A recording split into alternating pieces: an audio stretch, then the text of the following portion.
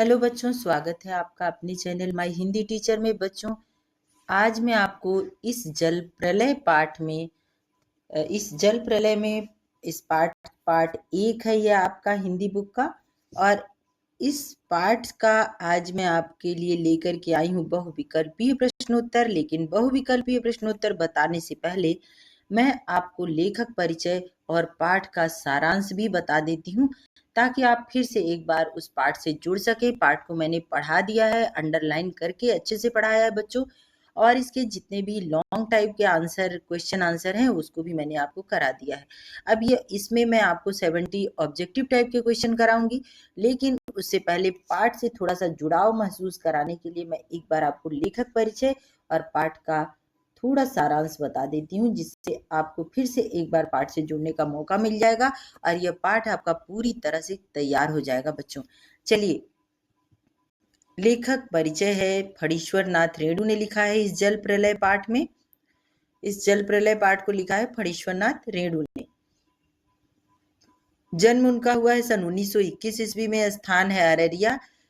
तब पहले पूर्णिया हुआ करता था, बिहार में है, अररिया जिला में है। और पेशा है इनका साहित्यकार थे वो, और भाषा उनकी हिंदी थी। रचनाएं, उपन्यास, उनका सबसे प्रसिद्ध उपन्यास था मैला आंचल, परती परी कथा, जुलूस, दीर्घ तपा आदि।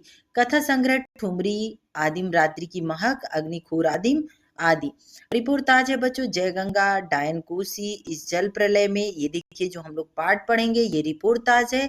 और ये साहित्य की विधा है। साहित्य की अनेकों विधाएं होती हैं, लेकिन जो ये पाठ है इस जल प्रलय में, यह रिपोर्टाज है। जैसे आपने देखा कि उपन्यास है, कहानी है, नाटक होता है, और नाटक, कहानी, उपन्यास, बहुत सारी चीजें होती हैं, कविता है, तो ये एकांकी है। यहाँ पर यात्रा वृतांत भी होता है, सारा गद्य की विधाएं। लेकिन ये इस जल प्रलय में पाठ जो है आपका रिपोर्टाज है। इनको कौन सा सम्मान मिला है ये भी देख लेते हैं। और सम्मान में इनको पद्मश्री सम्मान मिला है बच्चों, और मृत्यु सन 1977 ईस्वी में हुई है। पाठ का परिचय, यानी इस पाठ में हम लोग पहले क्या पढ़ चुके हैं और पाठ में आने वाले प्रश्न किस चीज पर आधारित हैं, आखिर पढ़ने वाले क्या है इस पाठ में, उसको देख लेते हैं। इस पाठ में लेखक ने पटना शहर में आए बाढ़ का रोमांचकारी वर्णन किया। कभी आपको पाठ का सारांश लिखने के लिए आएगा बच्चों, तो आप इसको लिख सकते हैं। इसीलिए मैं फिर से इसको पाठ का सारांश भी लेकर के आई हूँ, ताकि आपको पता चल जाए। लेखक ने बाढ़ की विभीषिका, इसके भयंकर रूप, इससे उत्पन्न होने वाली समस्याएं और इसके आने पर उत्पन्न रोमांच के बारे में बहुत सुना था, मगर आज पहली बार वह स्वयं बाढ़ का भुक्तभोगी बना है। लेखक अपने कवि मित्र के साथ बाढ़ के रोमांचक दृश्यों को देखने के लिए उत्साहित है। शहर के अलग अलग इलाकों का हाल बताते हुए लेखक ने पूर्व में अलग अलग समय में आए बाढ़ के महत्वपूर्ण एवं रोमांचक प्रसंगों को भी बीच बीच में याद किया है। लेखक ने बाढ़ के कारण होने वाली स्वास्थ्य संबंधी समस्याओं के साथ साथ स्थानीय उत्सवों, संस्कृति और पारंपरिक तथ्यों का भी उल्लेख किया है। बाढ़ की समस्या से लोगों को राहत दिलाने के लिए सरकार द्वारा किए जाने वाले प्रयासों का भी उल्लेख पाठ में मिलता है। और लेखक स्वयं भी कभी बॉय स्काउट, बालचर, रिलीफ वर्कर, स्वयं सेवक आदि के रूप में बाढ़ से पीड़ित लोगों के लिए कार्य करते रहे हैं। इस बाढ़ रूपी भयंकर आपदा के कारण उत्पन्न अफरा तफरी के वातावरण में भी जीवन के कुछ मधुरतम दृश्यों का उल्लेख लेखक ने बहुत ही रोचक ढंग से प्रस्तुत किया है। लेखक ने पाठ में स्थानीय शब्दों और वाक्यों का प्रसंगानुकूल प्रयोग कर पूरी रचना में कौतूहलता और रोचकता को अक्षुण्य रूप से बनाए रखा है। ये पाठ पाठक के मस्तिष्क में बाढ़ के परिवेश का स्पष्ट चित्र स्थापित करने में सक्षम है। यानी बाढ़ कैसे होती है, कैसे आती है, इसके बारे में पूरा आपको समझ में आ जाएगा इस पाठ को पढ़ने के बाद। अभी इसके बाद हम लोग देखेंगे ऑब्जेक्टिव टाइप के क्वेश्चन बच्चों।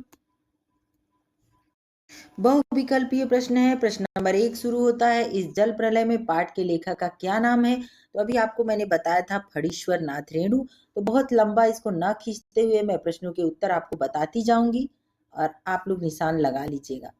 यहाँ पर देखिए फणीश्वर नाथ रेणु, प्रश्न नंबर 1 का उत्तर कंप्लीट। दूसरा प्रश्न है बच्चों,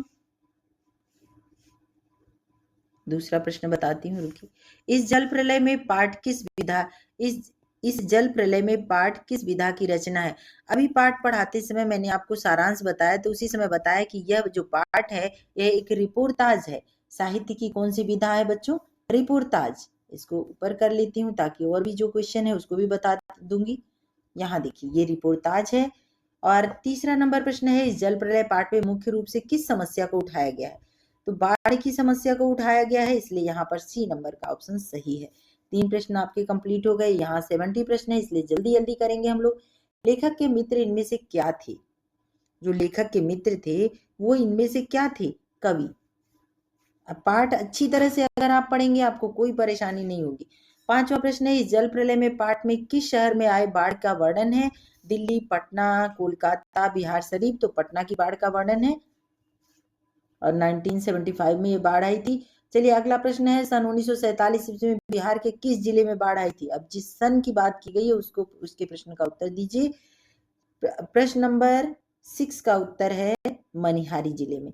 प्रश्न नंबर 7 है, सन 1949 ईस्वी में किस नदी के बाढ़ के कारण बाढ़ की समस्या हुई थी? तो किस नदी के कारण बच्चों बाढ़ की समस्या हुई थी? महानंदा। अगला प्रश्न देखते हैं, प्रश्न नंबर 8। रेडियो पर बाढ़ से संबंधित समाचार सुनकर किनके चेहरे मुहर्रमी हो गए थे? रेडियो पर बाढ़ के समाचार सुन के लेखक और उनके मित्र के। प्रश्न नंबर 1967 यानी 1967 में किस नदी का पानी राजेंद्र नगर, कंकड़बाग तथा अन्य निचले स्थानों में घुस गया था? तो यहाँ देखिए इसका सही उत्तर है सी, पुनपुन नदी का पानी घुस गया था। 10वां प्रश्न है, लोग पान दुकान के पास क्यों जमा हो गए थे? पान खाने के लिए, बी है पान वाले की मदद के लिए, सी है बाढ़ से राहत पाने के लिए और डी है समाचार सुनने के लिए। तो सही उत्तर है बच्चों समाचार के लिए। प्रश्न नंबर 10 कंप्लीट हो गया। प्रश्न नंबर 11 देखते हैं, पकाही घाव मानव शरीर के किस अंग में होता है? तो ये हमने प्रश्न पढ़ा था बच्चों, आपको मैंने बताया भी था कि इसको जरूर ध्यान दीजिएगा। तो पकाही घाव पैरों की उंगलियां सड़ जाती हैं, यहाँ देखिए लिखा हुआ है। और प्रश्न नंबर 12 है, गैरिक शब्द का अर्थ होता है? गैरिक शब्द का अर्थ क्या होता है बच्चों? गेरुआ रंग का, यानी गेरुआ रंग का। गैरिक मतलब गेरुआ। मृत्यु का तरल दूध किसे कहा गया है? ए है बाढ़ के पानी को, बी है कंपोज किए हुए जहर को और सी है बारिश के पानी को और डी है इनमें से कोई नहीं। तो सही उत्तर है ए, बाढ़ के पानी को। कोई प्रश्न नंबर आपका 14 है, लगातार 18 घंटे अविराम वृष्टि किस शहर में हुई थी? अविराम मतलब बिना रुके, वृष्टि मतलब वर्षा। किस शहर में हुई थी बच्चों? पटना शहर में। और अगला प्रश्न है, रिक्शे वाला स्वभाव से कैसा था? प्रश्न नंबर 15, रिक्शे वाला स्वभाव से बहादुर था। ये देखिए यहाँ पर आपका इस प्रश्न का उत्तर, ये प्रश्न का उत्तर, दो प्रश्नों के एक साथ। प्रश्न नंबर 16, भादुड़ी जी के हिदायत के अनुसार हर नाव में क्या होना चाहिए? तो भादुड़ी जी के हिदायत के अनुसार हर नाव में पकाही घाव की दवा, दियासलाई, किरासन तेल, यानी सब कुछ होना चाहिए। उत्तर है इनमें से सभी। प्रश्न नंबर 17, पनाह लेना का क्या अर्थ है? सलाह लेना, शरण लेना, शपथ लेना, जरूरत का सामान लेना, यानी पनाह मतलब होता है शरण लेना बच्चों। तो इसका सही उत्तर है बी। अगला प्रश्न है, लेखक फणीश्वर नाथ रेणु ने किस मुद्दे से संबंधित लेख लिखकर विद्यालय में प्रथम पुरस्कार प्राप्त किया था? प्रश्न नंबर 18 है, ये 4 ऑप्शन है। बाढ़ से संबंधित उन्होंने लेख लिखा था जिस पर कि उन्हें पुरस्कार मिला। तो यहाँ पर लिख देते हैं बाढ़ से संबंधित, उत्तर सी सही है। अगला प्रश्न नंबर 19 है, बाढ़ के कारण किसकी बिक्री अचानक से बढ़ गई थी? पान वाले की, चाय वाले की, मिठाई वाले की और अखबार वाले की। तो यहाँ पान वाले की बिक्री बढ़ गई थी, हमने पाठ में पढ़ा था। अगला नंबर प्रश्न का है 20, अब कहाँ जाइएगा? कॉफी हाउस में तो अबले पानी आ गया होगा, यह कथन किसका है? 20 नंबर प्रश्न का सही उत्तर है रिक्शे वाले का।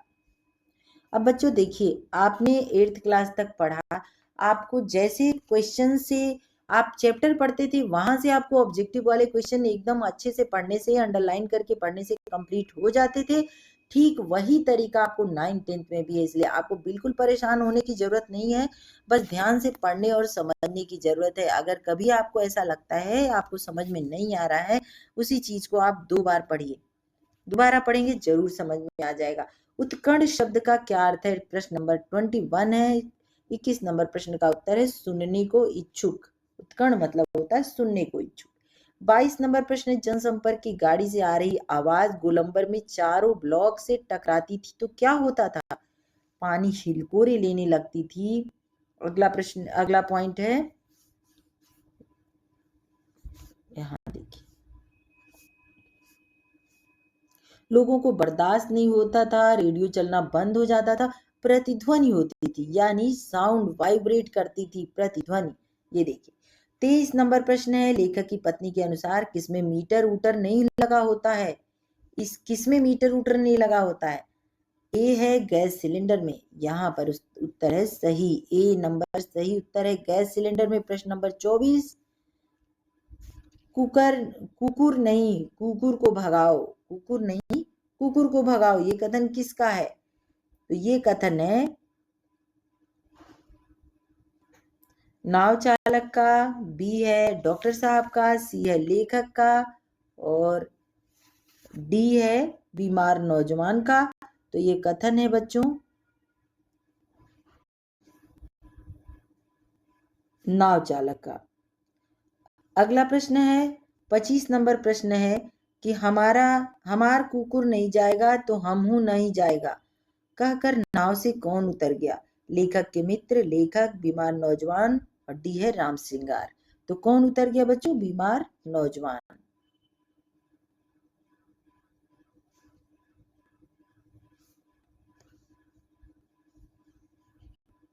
अगला प्रश्न है 26 नंबर प्रश्न है बलवाही नाच देखकर लोग लेखक को अपने किस परम मित्र की याद आ जाती है? बलवाही नाच देखकर लेखक को अपने परम मित्र भोला शास्त्री की याद आ जाती है, भोला शास्त्री। प्रश्न नंबर 27, पटना का पुराना नाम क्या है? पटना का पुराना नाम है बच्चों पाटलिपुत्र। यहाँ देखिए आसन्न प्रसवा। प्रश्न नंबर 28 देखिए, आसन्न प्रसवा का क्या अर्थ है? जो बहुत प्रसन्न हो, जो दुखी हो, जिसे आजकल में ही बच्चा होने वाला हो, जो सामने बैठा हो, तो आसन्न प्रसवा मतलब होता है बच्चों जिसे आजकल में ही बच्चा होने वाला, यानी प्रश्न नंबर 28 का सी। अगला प्रश्न है राजेंद्र नगर के गोलंबर में युवक युवतियां क्या कर रहे थे? तो 29 नंबर प्रश्न का सही उत्तर है पानी में तैर रहे थे, लोगों पर सीटियां बजा बजा रहे थे और इसका सही उत्तर है नौका विहार कर रहे थे। प्रश्न नंबर 30 है नौके पर सवार युवती क्या पढ़ रही थी? नौके पर सवार युवती पत्रिका पढ़ रही थी, नौके यानी नाव पर। झिंझिर का क्या अर्थ है? झिंझिर देखिए 31 नंबर प्रश्न है झिंझिर का अर्थ होता है जल विहार। प्रश्न नंबर 32, गांधी मैदान नामक स्थान किस शहर में है? गांधी मैदान नामक स्थान पटना शहर में है। जो लोग पटना के रहने वाले हैं उनको तो बहुत अच्छी तरह से पता है और जो नहीं जा रहने वाले हैं वो भी जान जाएंगे इसको पढ़ करके। अगला प्रश्न नंबर 33, सड़क पर मोटी डोरी की शक्ल में कौन आ रहा था? ए है बाढ़ का पानी, बी है गेरुआ रंग का सांप, सी है लोगों की भीड़ और डी है रेलगाड़ी। मोटी डोरी की शक्ल में कौन आ रहा था बच्चों? बाढ़ का पानी, क्योंकि हम ये पाठ ही बाढ़ पर पढ़ रहे हैं, जल प्रलय यानी बाढ़। 34 नंबर केले के पौधे से बना नाव को क्या कहा जाता है? ए है भेला, बी है बसौरा, सी है केलारी, डी है झिंझिर। तो इसको क्या कहते हैं बच्चों? भेला। सब कुछ आपके चैप्टर में दिया हुआ है इसलिए बहुत ही अच्छे से सोच समझ के थोड़ा सा मेहनत करके अंडरलाइन करके पढ़ाया है मैंने। आप उसको अगर एक बार मेहनत से पढ़ लेंगे आपको कोई दिक्कत होने वाली नहीं है। प्रश्नों के उत्तर लिख लीजिएगा ऑब्जेक्टिव टाइप के, ताकि एग्जाम में आपको कोई परेशानी नहीं होगी। प्रश्न नंबर 35 है लेखक के पास बाढ़ के रोमांच को संजोने के लिए इनमें से क्या नहीं था? ये है मूवी कैमरा, टेप रिकॉर्डर, कलम और इनमें से सभी। तो सही बात है बच्चों की उनमें उनके पास ये सभी चीजें नहीं थी। और 36 नंबर प्रश्न है अलमस्त जवान रिक्शा चालक अक्सर रात के सन्नाटे में गोलंबर के सामने क्या करता था? वो करता क्या था?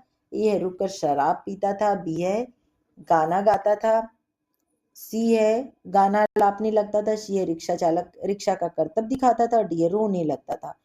तो वो क्या करता था? गाना लापने लगता था।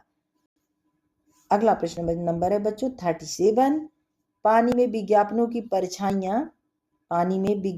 परछाइयां कैसी लग रही थी? मनुष्यों के समान, भूत प्रेतों के समान और सैकड़ों रंगीन सांपों के समान। तो वो सांपों के समान लग रही थी। अगला प्रश्न नंबर 38।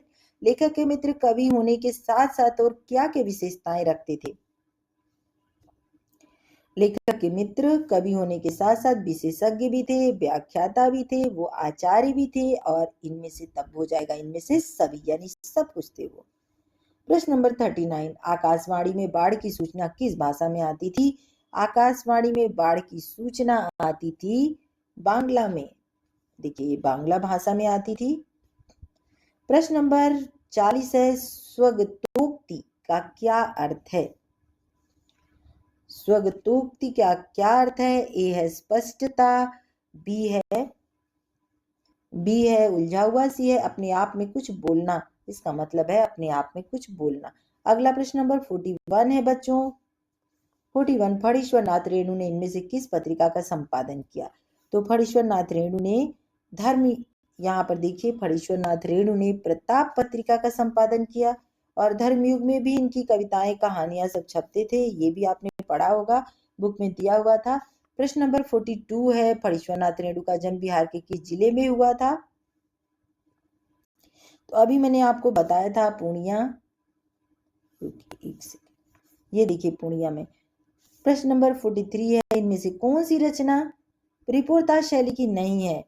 अभी आपको देखिए आपको सब कुछ याद करना होगा बच्चों, क्योंकि मैंने जहाँ पढ़ाया वहां लिखा था रिपोर्टाज में ये चैप्टर रिपोर्टाज के हैं, ये बुक्स हैं रिपोर्टाज की। ये तो आपको ध्यान रखना होगा, क्योंकि अब आप 7 क्लास 8 क्लास में नहीं है, 9th में है, और 9th में ये जो भी गद्य साहित्य की विधाएं हैं उनसे भी प्रश्न आएंगे, लेखक का परिचय भी आपसे पूछा जाएगा, इसलिए हर चीज को बहुत ही बारीकी के साथ देखना है।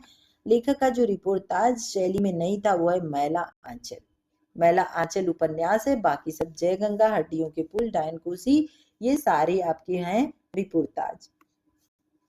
प्रश्न नंबर 44। इनमें से कहाँ के व्यक्ति को पटना वालों से चिढ़ती? कहाँ के व्यक्ति पटना वालों से चिढ़ते थे? दानापुर के। प्रश्न नंबर 45। कौन सा शब्द गोलंबर में प्रतिध्वनि होता था?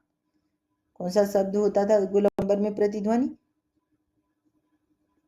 ए है नमस्कार नमस्कार, बी है सावधान सावधान। तो देखिए वहां बाढ़ का दृश्य, सावधान सावधान।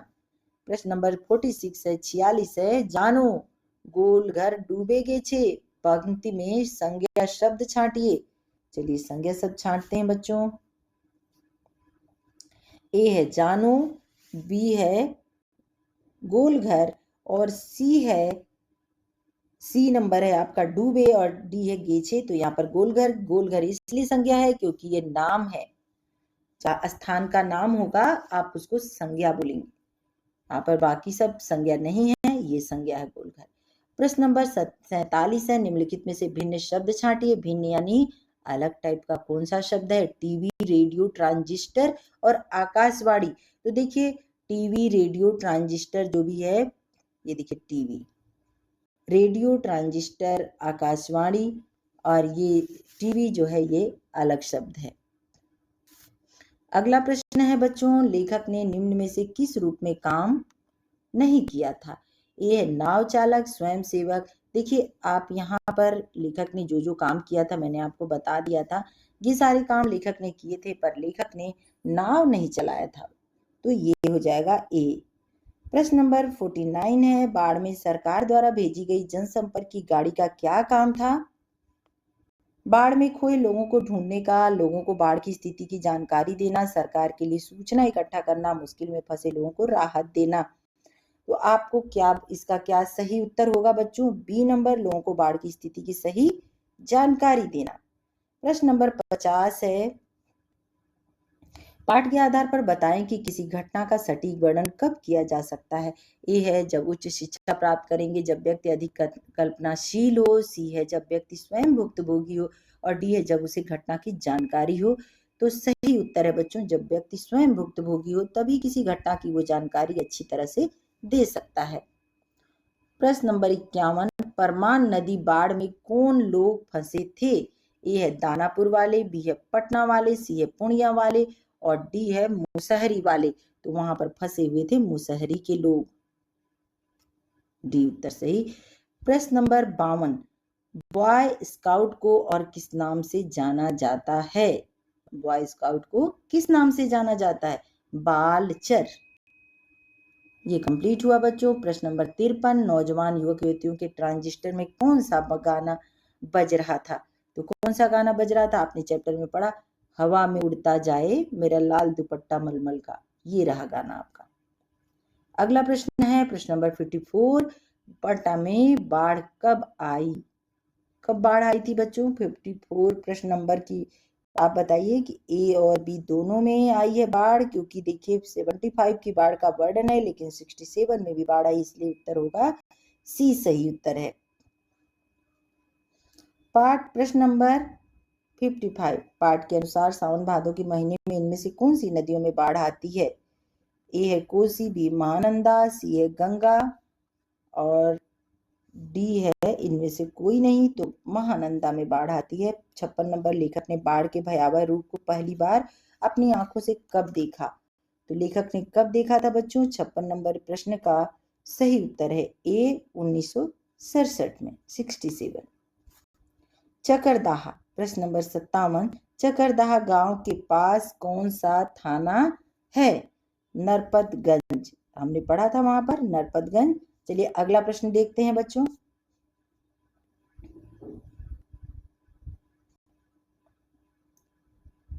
प्रश्न नंबर 58 है, मुसहरों की बस्ती के लोग कई दिनों तक क्या खाकर जिंदा थे?